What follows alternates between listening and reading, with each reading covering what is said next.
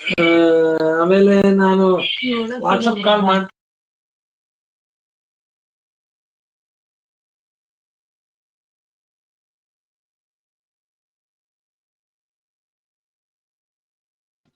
ಹರೇನು ಆಚಾರ್ಯ.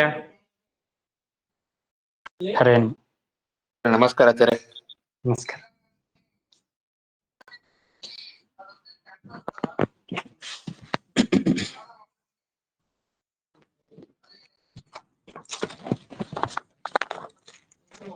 Message ಹಾಕಿದೆ ಈಗ ಒಂದು ಸ್ವಿಚ್ ಆಫ್ ಬಂದಾಗ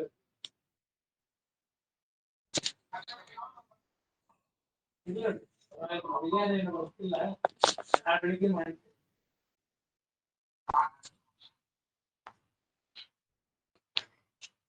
ಶ್ರೀ ಗುರುಭ್ಯೋ ನಮಃ. ಪರಮ ಗುರುಭ್ಯೋ ನಮಃ. ಶ್ರೀಮದಾನಂದ ತೀರ್ಥ ಭಗವತ್ಪಾದಾಚಾರ್ಯ ಗುರುಭ್ಯೋ ನಮಃ. ಹರಿ ಓಂ. ಪ್ರಣಮ್ಯ ಚರಣಾಂಭೋಜುಗಲಂ ಕಮಲಾಪತೇಃ ಪ್ರಮಾಣ ಪದ್ಧತಿಂ ಕುರ್ಮೋ ಬಾಲಾನಾಂ ಬೋಧಸಿದ್ಧಯೇ ಅಭ್ರಮಂ ಮಂಗರಹಿತಂ ಮದನಂ ವಿಮಲಂ ಸದಾ ಆನಂದತೀರ್ಥಮಧುರಂ ಭಜೆ ತಾಪತ್ರಯಾಪಹಂ ತ್ರೈಪದೇಶ್ಚ ಗಂಭೀರೆ ವಾಕ್ಯೆ ಮಾನೇರ್ಖಂಡಿತೈಃ ಗುರುಭಾವಂ ಜಯಂತಿ ಭಾತಿ ಶ್ರೀಜಯತೀರ್ಥವಾಕ್ अस्मद्गुरुसमारम्भां टीकाकृत्पादमध्यगां श्रीमदाचार्यपर्यन्तां वन्दे गुरुपरम्परां विद्यापीठविधातारं विद्यावारिचन्द्रं विद्यार्थिवत्सलं वन्दे महामहिमसद्गुरुम् आपादमौलिपर्यन्तं गुरूणामाकृतिं स्मरेत्येन विघ्नाः प्रणश्यन्ति सिद्ध्यन्ति च मनोरथाः. श्रीगुरुभ्यो नमः. हरिः ओम्.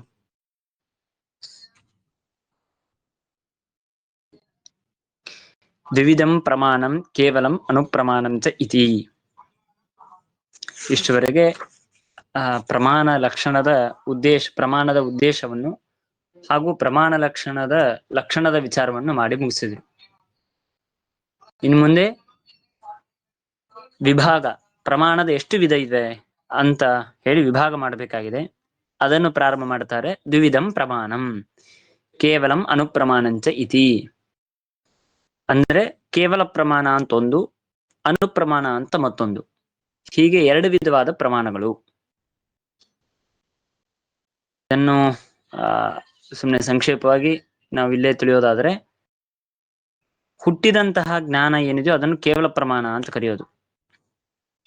ಅಂದ್ರೆ ನಮ್ಮ ಚಕ್ಷುರೇಂದ್ರಿಯದಿಂದ ಹುಟ್ಟಿದ ಏನು ಜ್ಞಾನವಿದೆ ಆ ಜ್ಞಾನವನ್ನು ಕೇವಲ ಪ್ರಮಾಣ ಅಂತ ಹೇಳೋದು. ನಮ್ಮ ಚಕ್ಷುರೇಂದ್ರಿಯ ಏನಿದೆ ಇದನ್ನು ಅನುಪ್ರಮಾಣ ಅಂತ ಕರೆಯೋದು. ಅದಕ್ಕಾಗಿ ಕರಣ ಪ್ರಮಾಣ, ಫಲಪ್ರಮಾಣ ಅಂತ, ಫಲೀಭೂತ ಪ್ರಮಾಣ ಅಂತೂ ಹಿಂಗೆ ವ್ಯವಹಾರ ಮಾಡ್ತಾರೆ. ಅದರಲ್ಲಿ ಫಲೀಭೂತವಾದದ್ದು, ಫಲವಾದ ಯಾವುದಿದೆಯೋ ಅದು ಕೇವಲ ಪ್ರಮಾಣ. ಅದಕ್ಕೆ ಸಾಧನವಾದದ್ದು ಯಾವುದು ಅದನ್ನು ಏನಂತಾರೆ? ಅನುಪ್ರಮಾಣ ಅಂತ. ಅದರಲ್ಲಿ ಯಾಕೆ ವ್ಯತ್ಯಾಸ, ಅದನ್ಯಾಕೆ ಕೇವಲ ಅಂತ ಕರಿಬೇಕು, ಇದನ್ಯಾಕೆ ಅನುಪ್ರಮಾಣ ಅಂತ ಕರಿಬೇಕು, ಅದೆಲ್ಲ ವಿಚಾರ ಮುಂದೆ ನಾವು ಮಾಡೋಣ. ಹಾಗಾದ್ರೆ ಕೇವಲ ಪ್ರಮಾಣ ಅಂದ್ರೆ ಏನು? ಕೇವಲ ಪ್ರಮಾಣದ ಲಕ್ಷಣವೇನು? ಸ್ವಲ್ಪ ನಮಗೆ ಇದನ್ನು ಮುಂದಿನ ವಾಕ್ಯ ನೋಡಿದಾಗ ಹಿಂದೆ ಇದಕ್ಕೂ ನಮಗೆ ಸ್ವಲ್ಪ ಸಂಶಯ ಬರಬಹುದು. ಪ್ರಮಾಣ ಅಂದ್ರೆ ಏನು, ಕೇವಲ ಪ್ರಮಾಣ ಅಂದ್ರೆ ಏನು, ಎರಡು ಬೇರೆ. ಪ್ರಮಾಣ ಅಂದ್ರೆ ಯಥಾರ್ಥಂ ಪ್ರಮಾಣಂ ಅಂತ ಹೇಳಿ ಹಿಂದೆ ಹೇಳಿದ್ದು. ಈಗ ಹೇಳ್ತಾ ಇರೋದು ಯಥಾರ್ಥಮಲ್ಲ, ಯಥಾರ್ಥ ಜ್ಞಾನಂ ಕೇವಲ ಪ್ರಮಾಣ. ತತ್ರ ಯಥಾರ್ಥ ಜ್ಞಾನಂ ಕೇವಲ ಪ್ರಮಾಣಂ. ಯಥಾರ್ಥ ಜ್ಞಾನ ಅಂತ ಅನ್ನೋದೇನಿದೆ ಅದು ನಿಮಗೆ ಕೇವಲ ಪ್ರಮಾಣ. ಹಿಂದೆ ಯಥಾರ್ಥಂ ಅಂತಿಷ್ಟೇ ಮಾಡಿದ್ರು.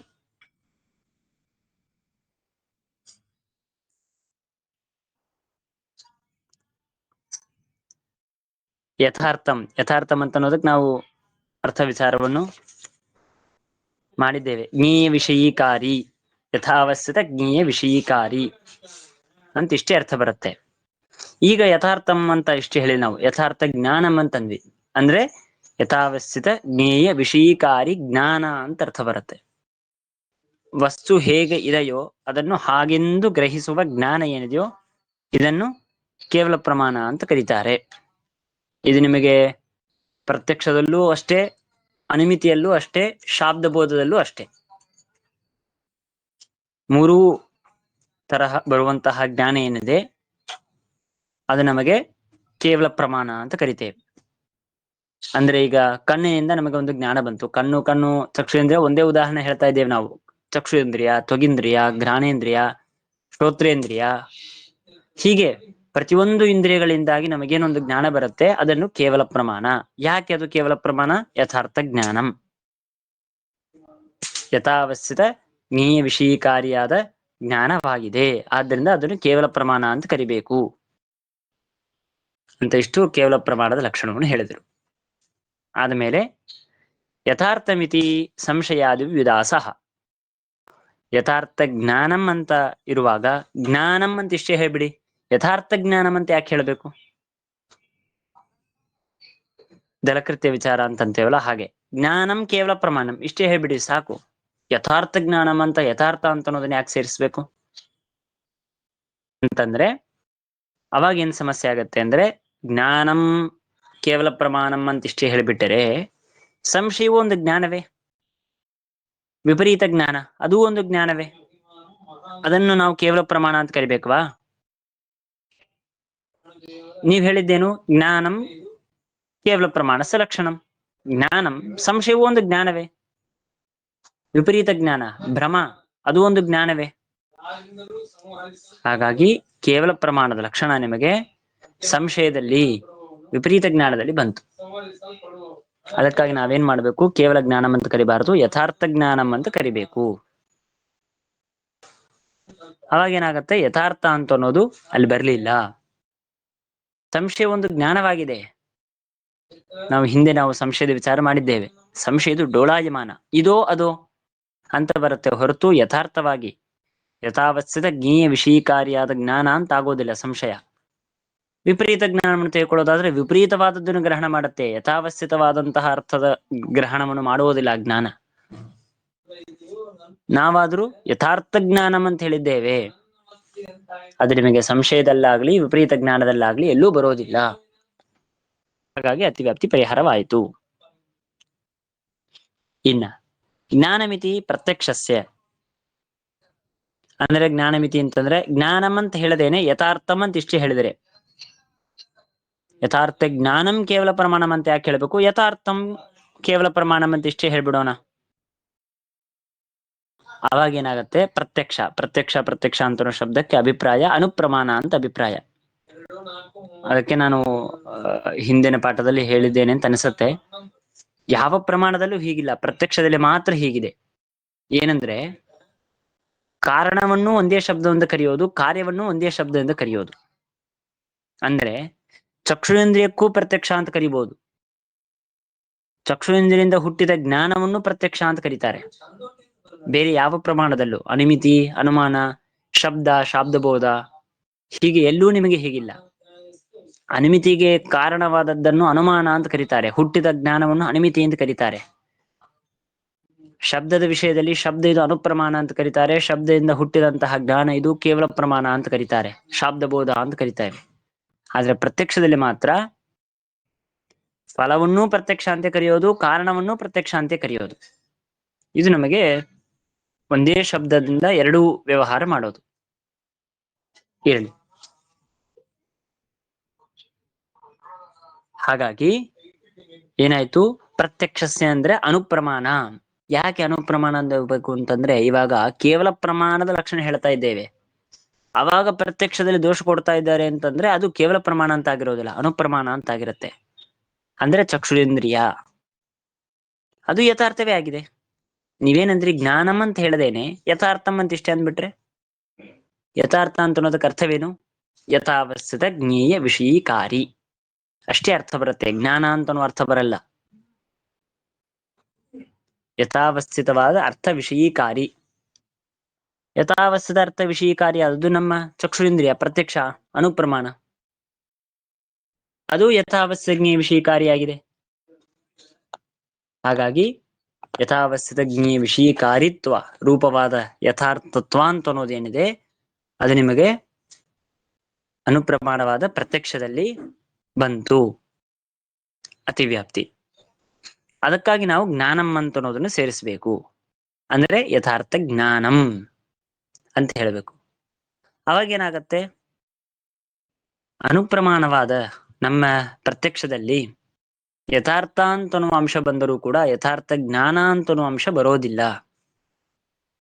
ಯಥಾವಶ್ಯ ಜ್ಞೇಯ ವಿಷಯಕಾರಿ ಆಗತ್ತೆ ಇಂದ್ರಿಯ, ಆದ್ರೆ ಅದು ಜ್ಞಾನವಲ್ಲ. ಅದು ಜ್ಞಾನ, ಅದು ಅದರಿಂದ ಜನ್ಯವಾದಂತಹ ಒಂದೇನು ಜ್ಞಾನ ಇದೆ ಅದು ಜ್ಞಾನ ಅಂತ ಆಗತ್ತೆ. ಅದಕ್ಕೆ ಕಾರಣವಾದದ್ದು ಇದು ಜ್ಞಾನ ಅಂತ ಆಗಲ್ಲ. ಹಾಗಾಗಿ ಯಥಾರ್ಥ ಜ್ಞಾನಂ ಅಂತಂದಾಗ ಆ ಅನುಪ್ರಮಾಣವಾದ ಪ್ರತ್ಯಕ್ಷದಲ್ಲಿ ಬಂದ ದೋಷ ಪರಿಹಾರವಾಗತ್ತೆ. ಹಾಗಾಗಿ ಜ್ಞಾನ ಅಂತ ಇಷ್ಟೇ ಅಂದ್ಬಿಟ್ರೆ ಸಂಶಯದಲ್ಲಿ ದೋಷ ಬರುತ್ತೆ. ಅದಕ್ಕಾಗಿ ಯಥಾರ್ಥ ಸೇರಿಸ್ಬೇಕು. ಸರಿ, ಯಥಾರ್ಥ ಅಂತ ಇಷ್ಟೇ ಹೇಳ್ಬಿಡೋಣ ಅಂತ ಅಂದ್ಬಿಟ್ರೆ ಅನುಪ್ರಮಾಣವಾದ ಪ್ರತ್ಯಕ್ಷದಲ್ಲಿ ಅತಿವ್ಯಾಪ್ತಿ ಬರುತ್ತೆ. ಅದಕ್ಕಾಗಿ ಯಥಾರ್ಥ ಜ್ಞಾನಂ ಅಂತ ಅನ್ನೋದು ಇನ್ನೊಂದು ಅಂಶವನ್ನು ಸೇರಿಸಬೇಕು. ಹಾಗಾಗಿ ಎರಡನ್ನೂ ಇಟ್ಕೊಂಡು ನಾವು ಕೇವಲ ಪ್ರಮಾಣದ ಲಕ್ಷಣ ಏನು ಅಂತ ಕೇಳಿದಾಗ ಯಥಾರ್ಥ ಜ್ಞಾನಂ ಕೇವಲ ಪ್ರಮಾಣಂ ಅಂತ ಇಷ್ಟು ವಿಭಾಗವನ್ನು ಮಾಡಿ, ವಿಭಾಗ ಆದ ಮೇಲೆ ಅದರಲ್ಲಿ ಒಂದಾದ ಕೇವಲ ಪ್ರಮಾಣ ಅಂದ್ರೆ ಏನು ಅಂತ, ಅದರ ಲಕ್ಷಣ ಮತ್ತೆ ಅದರ ದಳದ ಸಾರ್ಥಕತೆ, ಅದರಲ್ಲಿ ಯಾಕೆ ಎರಡೂ ದಳವನ್ನು ಯಾಕೆ ಇಟ್ಟಿದ್ದೀರಾ ಅಂತ ಅನ್ನೋದನ್ನು ವಿಚಾರ ಮಾಡಿದ್ರು. ಇನ್ನ ಇದರ ಮುಂದಿನ ವಾಕ್ಯ ಲಿಂಗ ಜ್ಞಾನಂ ವಾಕ್ಯ ಜ್ಞಾನಂಚ ಅಂತ ವಾಕ್ಯ ಮಾಡಬೇಕು. ಅದಕ್ಕಿಂತ ಮೊದಲಿಗೆ ನಾವು ಇದರ ಸ್ಪಷ್ಟೀಕರಣವನ್ನು ಇದು ಮಾಡ್ಕೊಳ್ಬೇಕು ನಾವು. ಯಾಕಂದ್ರೆ ಯಾಕೆ ಇದು ಕೇವಲ ಪ್ರಮಾಣ, ಯಾಕಿದು ಅನುಪ್ರಮಾಣ ಅಂತ ಅನ್ನೋದು ನಾವು ತಿಳ್ಕೊಳ್ಬೇಕು. ಏನು ಇದು ಪ್ರಮಾಣ ಪ್ರಮಾಣ ಅಂತ ಯಾಕೆ ಕರೆಯೋದು, ಪ್ರಮಾಣದ ಲಕ್ಷಣ, ಆಮೇಲೆ ಅದು ಯಾವ ಪ್ರಮಾಣ, ಕೇವಲ ಪ್ರಮಾಣ ಅನುಪ್ರಮಾಣ ಅಂತ ಅನ್ನೋಕ್ಕಿಂತ ಮೊದಲಿಗೆ ಯಾವುದು ವಸ್ತುವಿನ ಜ್ಞಾನ ಇಲ್ಲವೋ ಆ ವಸ್ತುವಿನ ಜ್ಞಾನವನ್ನು ತಂದುಕೊಡೋದು ಇದು ಮುಖ್ಯವಾದ ಉದ್ದೇಶ. ಎದುರಿಗೆ ಒಂದು ವಸ್ತು ಇದೆ, ಆ ವಸ್ತುವಿನ ಜ್ಞಾನ ಇಲ್ಲ, ನಾನು ಕಣ್ಣಿಂದ ನೋಡಿದೆ, ಕಣ್ಣಿಂದ ನೋಡಿದ ಮೇಲೆ ಅವಾಗ ಪದಾರ್ಥದ ಜ್ಞಾನವಾಯಿತು. ಹೌದಾ? ಯಾವುದರಿಂದ ಜ್ಞಾನವಾಯಿತು? ನನ್ನ ಕಣ್ಣಿನಿಂದ ಜ್ಞಾನವಾಯಿತು. ಅದನ್ನ ನಾವೇನಂತೇವೆ ಕನ್ನಡದಲ್ಲಿ, ಓ ಇಷ್ಟವರೆಗೆ ನನಗೆ ಪದಾರ್ಥ ತಿಳಿದಿದ್ದಿಲ್ಲ, ಇವತ್ತು ನಂಗೆ ತಿಳಿತು, ಆದ್ರೆ ಜ್ಞಾತವಾಯಿತು ಅಂತ ಸಂಸ್ಕೃತದಲ್ಲಿ ಶಬ್ದವನ್ನು ಹೇಳೋದಾದ್ರೆ ಜ್ಞಾತವಾಯಿತು. ಜ್ಞಾತ ಮೀನ್ಸ್ ಜ್ಞಾನ ವಿಷಯ, ನಮ್ಮ ಜ್ಞಾನದಲ್ಲಿ ತೋರಿತು ಅಂತೇನು ಅಂತೀವಲ್ಲ ಹಾಗೆ. ಇದರಲ್ಲಿ ಒಂದು ನಮ್ಮ ಸಿದ್ಧಾಂತದ ವಿಶೇಷ ಏನು ಅಂತಂದ್ರೆ, ಹಿಂದೆ ಬಂದಿರಬೇಕು ಅಂತ ಅನಿಸುತ್ತೆ ಈ ವಾಕ್ಯ, ವ್ಯಾಖ್ಯಾನದಲ್ಲಿ ಟಿಪ್ಪಣಿಕಾರರು ಬರೆದಿರ್ತಾರೆ, ಮೂಲದಲ್ಲಿ ಬಂದಿರಬೇಕಾಗಿಲ್ಲ. ನಹಿಕೆಮೆ ಪ್ರವಶೀಕುರುವಂತಿ ಏತಾನಿ ಜ್ಞಾನಾನಿ ಜನಯಂತಿ ಅಂತ ಒಂದು ವಾಕ್ಯವನ್ನು ಹೇಳ್ತಾರೆ. ಅಂದರೆ ಯಾವುದನ್ನು ಗ್ರಹಿಸದೇನೆ ಇಂದ್ರಿಯ ತಾನು ಜ್ಞಾನವನ್ನು ಮಾತ್ರ ಹುಟ್ಟಿಸತ್ತೆ, ಇಂದ್ರಿಯಕ್ಕೆ ಯಾವುದು ವಿಷಯವಲ್ಲ ಅಂತ ಕೆಲವು ಸಿದ್ಧಾಂತ ಇದೆ. ಆದ್ರೆ ನಾವು ಹೇಳೋದು ಹಾಗಲ್ಲ.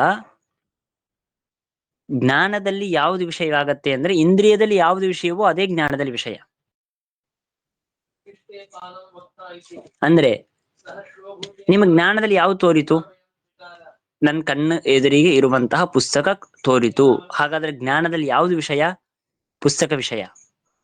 ಜ್ಞಾನದಲ್ಲಿ ಪುಸ್ತಕ ಯಾಕೆ ವಿಷಯವಾಯಿತು ಅಂದರೆ ನನ್ನ ಇಂದ್ರಿಯದಲ್ಲಿ ಪುಸ್ತಕ ವಿಷಯವಾಯಿತು. ಯಾವ ಸಿದ್ಧಾಂತದಲ್ಲೂ ಹೆಚ್ಚು ಯಾರು ಹೇಳೋದಿಲ್ಲ, ನಾವು ಮಾತ್ರ ಹೇಳೋದು ಇಂದ್ರಿಯಕ್ಕೆ ವಿಷಯವಾಗತ್ತೆ ಅಂತ ಅನ್ನೋದು. ಇಂದ್ರಿಯಕ್ಕೆ ವಿಷಯವಾಗದೇನೆ ಜ್ಞಾನಕ್ಕೆ ಮಾತ್ರ ಇದು ವಿಷಯವಾಯಿತು ಅಂತ ಅನ್ನೋದು ಯಾವುದೂ ಇಲ್ಲ ಪದಾರ್ಥದಲ್ಲಿ. ಇಂದ್ರಿಯಕ್ಕೂ ವಿಷಯ ಆಗಬೇಕು, ತದ್ವಾರ ಜ್ಞಾನದಲ್ಲಿ ವಿಷಯ ಆಗಬೇಕು. ಆದರೆ ವ್ಯತ್ಯಾಸ ಏನು ಅಂತಂದ್ರೆ, ಜ್ಞಾನದಿಂದಾಗಿ ಸಾಕ್ಷಾತ್ ವಿಷಯವಾಗತ್ತೆ ಒಂದು ಪದಾರ್ಥ, ಅದು ಇಂದ್ರಿಯದಿಂದ ಹಾಗಾಗಲ್ಲ. ಪರಂಪರೆಯ ಅಂತಂದ್ರೆ ನನ್ನ ಇಂದ್ರಿಯ ಈ ಒಂದು ಪದಾರ್ಥವನ್ನು ವಿಷಯ ಅಂತ ಮಾಡಿಸಿಕೊಳ್ಳಬೇಕು ಅಂತಂದ್ರೆ ಅವಾಗ ಮಧ್ಯದಲ್ಲಿ ಒಂದು ಜ್ಞಾನದ ಸಪೋರ್ಟ್ ಅನ್ನು ತಗೋಬೇಕು. ಜ್ಞಾನದ ಸಪೋರ್ಟ್ ತಗೊಂಡು ತದ್ವಾರ ಆ ಪದಾರ್ಥ ಇದು ಇಂದ್ರಿಯಕ್ಕೆ ವಿಷಯ. ಇದು ಸ್ವಲ್ಪ ದೊಡ್ಡ ವಿಷಯ, ಆದ್ರೆ ನಮ್ಮ ಸಿದ್ಧಾಂತದ ದೊಡ್ಡ ಪ್ರಮೇಯ ಇದು. ಹಾಗಾಗಿ ಸ್ವಲ್ಪ ಇದ್ರ ಬಗ್ಗೆ ಹೇಳ್ತಾ ಇದ್ದೇನೆ ನಾನು. ಇಂದ್ರಿಯಕ್ಕೆ ವಿಷಯ ಅಲ್ಲ, ಆದ್ರೆ ಜ್ಞಾನಕ್ಕೆ ಮಾತ್ರ ವಿಷಯ, ಅಥವಾ ಜ್ಞಾನಕ್ಕೆ ವಿಷಯವೇ ಅಲ್ಲ ಇಂದ್ರಿಯಕ್ಕೆ ವಿಷಯ ಅಂತ ಹೇಳೋದಕ್ ಬರಲ್ಲ. ಇಂದ್ರಿಯಕ್ಕೂ ವಿಷಯ, ಜ್ಞಾನಕ್ಕೂ ವಿಷಯ.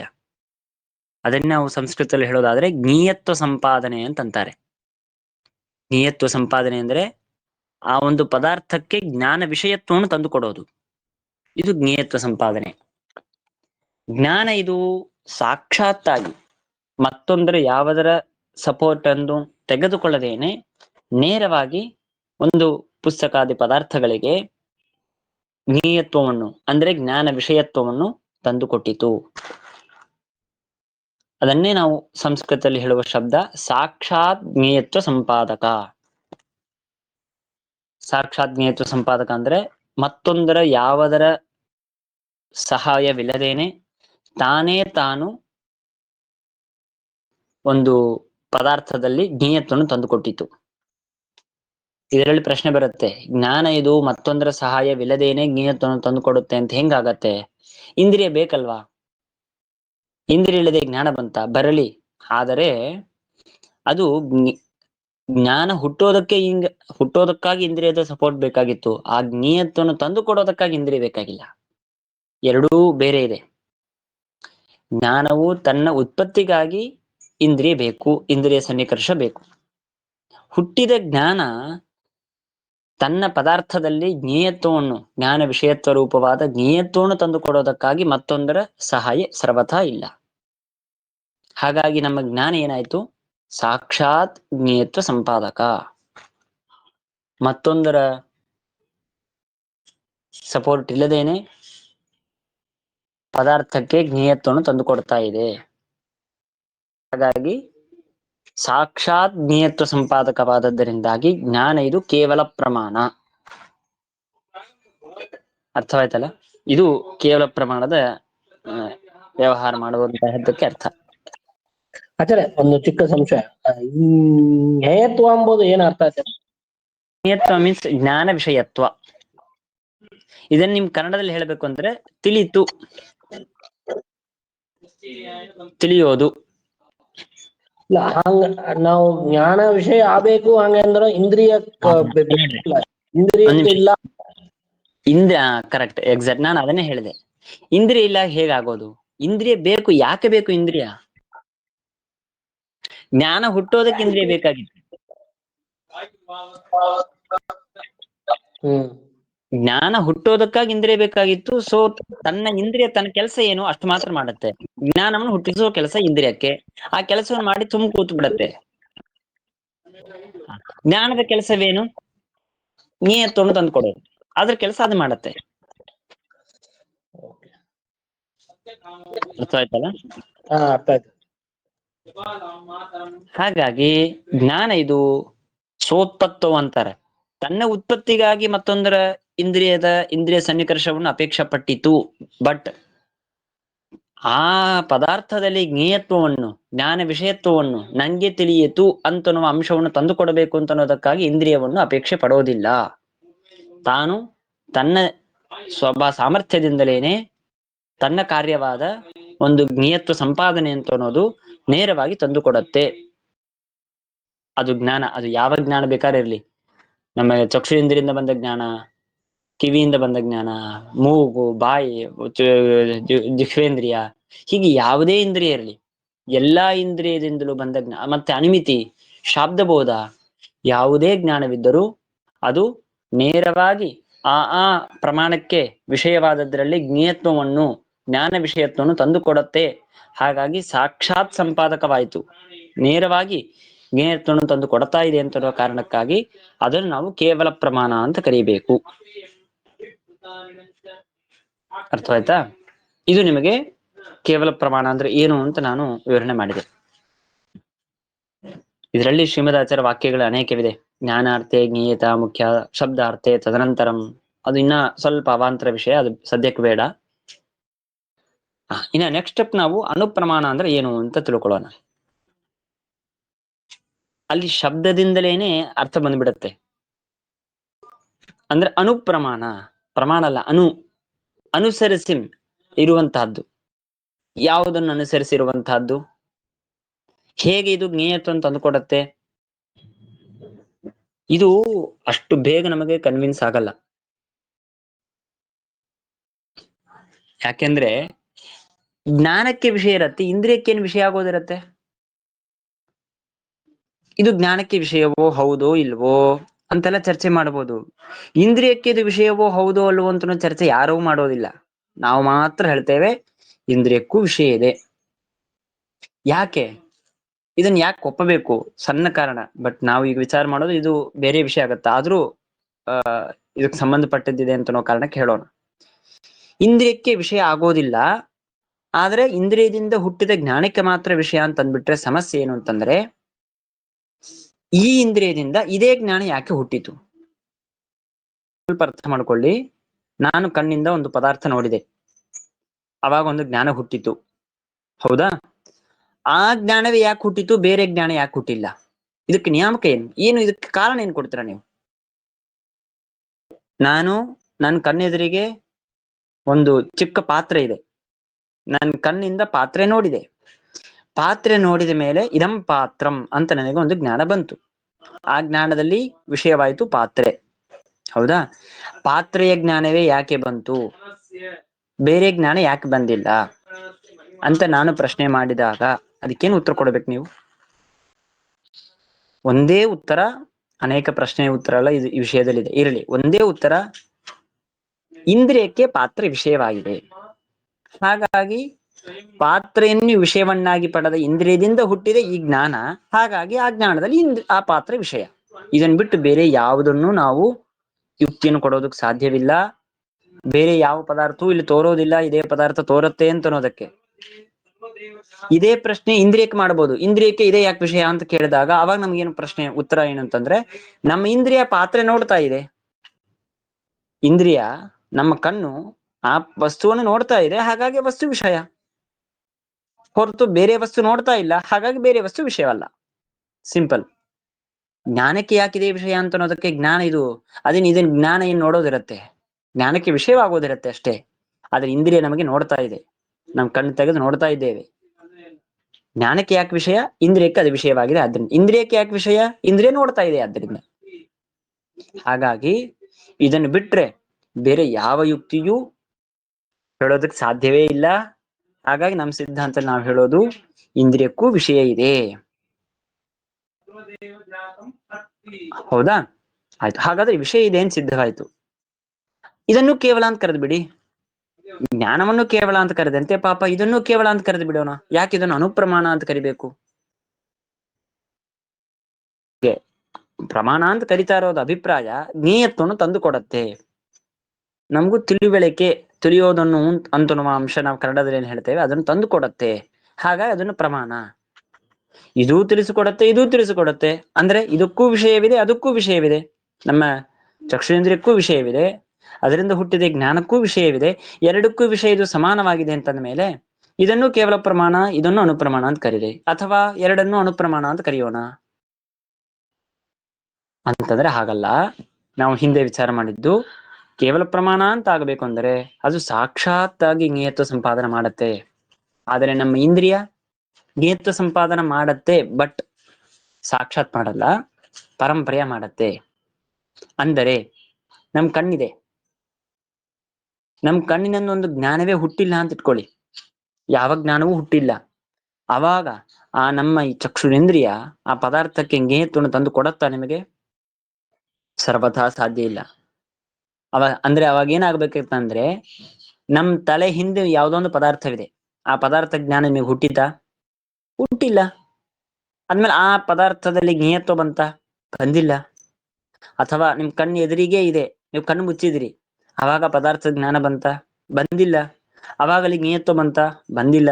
ಹಾಗಾದ್ರೆ ಯಾವಾಗ ಬಂತು? ಕಣ್ಣಿನಿಂದ ಕಣ್ ತೆಗೆದು ನೋಡಿದ್ರಿ, ನಿಮ್ ಕಣ್ಣು ಎದುರಿಗಿದೆ, ಜ್ಞಾನ ಹುಟ್ಟಿತು, ಆಮೇಲೆ ಜ್ಞೇಯತ್ವ ಬಂತು. ಹಾಗಾದ್ರೆ ನಮಗೆ ಇಂದ್ರಿಯಕ್ಕೆ ಏನ್ ಬೇಕಾಗಿತ್ತು? ಮಧ್ಯದಲ್ಲಿ ಒಂದು ಸಪೋರ್ಟ್ ಬೇಕಾಗಿತ್ತು, ಜ್ಞಾನ.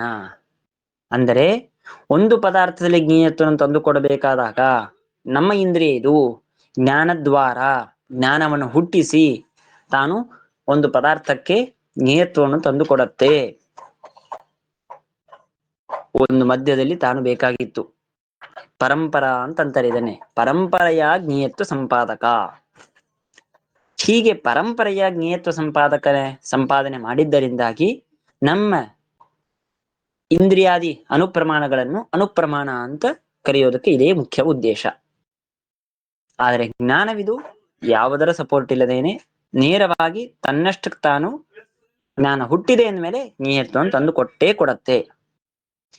ಯಾವುದೋ ಒಂದು ಹೇಳಿ ನೀವು ಜಗತ್ತಿನಲ್ಲಿ, ನನಗೆ ಜ್ಞಾನವಿದೆ ಆದ್ರೆ ಜ್ಞಾನದಲ್ಲಿ ವಿಷಯ ಇಲ್ಲ, ಇದು ಕೇವಲ ತಾರ್ಕಿಕರು ಮಾತ್ರ ಹೇಳ್ತಾರೆ, ನಿರ್ವಿಕಲ್ಪಕ ಜ್ಞಾನ ಅಂತಂತಾರೆ, ನಿರ್ವಿಷಯಕ ಜ್ಞಾನ ಅಂತ. ಅದನ್ನೆಲ್ಲ ಖಂಡನೆ ಮಾಡ್ತೇವೆ, ಅದು ಬೇರೆ ವಿಷಯ. ವಿಷಯ ಇಲ್ಲದೇನೆ ಜ್ಞಾನವಿದೆ ಅಂತಂದ್ರೆ ಏನದು? ಒಪ್ಪೋದಕ್ ಸಾಧ್ಯವ ಆ ಸಿದ್ಧಾಂತವನ್ನು? ವಿಷಯ ಇದ್ದೇ ಇರತ್ತ ಮೇಲೆ ಸಾಕ್ಷಾತ್ತಾಗೇನೆ ಅದು ಜ್ಞೇಯತ್ವವನ್ನು ತಂದು ಕೊಡುತ್ತೆ. ಹಾಗಾಗಿ ಜ್ಞಾನ ಇದು ಕೇವಲ ಪ್ರಮಾಣ, ನಮ್ಮ ಇಂದ್ರಿಯಗಳು ಅನುಪ್ರಮಾಣ. ಸಾಕ್ಷಾತ್ ತಂದುಕೊಡತ್ತೆ, ಪರಂಪರೆಯ ತಂದುಕೊಡತ್ತೆ. ಈಗ ಅರ್ಥವಾಯ್ತಲ್ಲ? ಹಾಗಾಗಿ ಅಂತಹ ಪ್ರಮಾಣ ಇದರಲ್ಲಿ 2 ವಿಧ ಅಂತ ಹೇಳಿ, ಮೊದಲನೇದ್ದು ಕೇವಲ ಪ್ರಮಾಣ, ಎರಡನೇದ್ದು ಅನುಪ್ರಮಾಣ. ಕೇವಲ ಪ್ರಮಾಣ ಅಂದ್ರೆ ಯಾವುದು, ಅದರ ಲಕ್ಷಣ ಏನು? ಯಥಾರ್ಥ ಜ್ಞಾನಂ ಕೇವಲ ಪ್ರಮಾಣಂ ಅಂತ ಅಂದ್ರು. ಅಲ್ಲಿ ಕೇವಲ ಅಂತ ಯಾಕೆ ಕರೀತಾರೆ, ಅನು ಅಂತ ಯಾಕೆ ಕರೀತಾರೆ ಅಂತ ಅಂಶವನ್ನು ನಾನು ಹೇಳಿದೆ. ಮತ್ತೆ ನಾವು ಲಿಂಗ ಜ್ಞಾನಂ ವಾಕ್ಯ ಜ್ಞಾನಂಚ ಲಿಂಗಿನಿ ವಾಕ್ಯಾರ್ಥೇಚ ಅಂತ ವಾಕ್ಯ ನಾಳೆ ಮಾಡೋಣ. ಆಯ್ತಲ್ಲ? ಆಯ್ತು ಆಯ್ತು ಆಚಾರ್ಯ. ಶ್ರೀಕೃಷ್ಣ. ನಮಸ್ಕಾರ. ಹರೇ ರಾಮ. ಹರೇ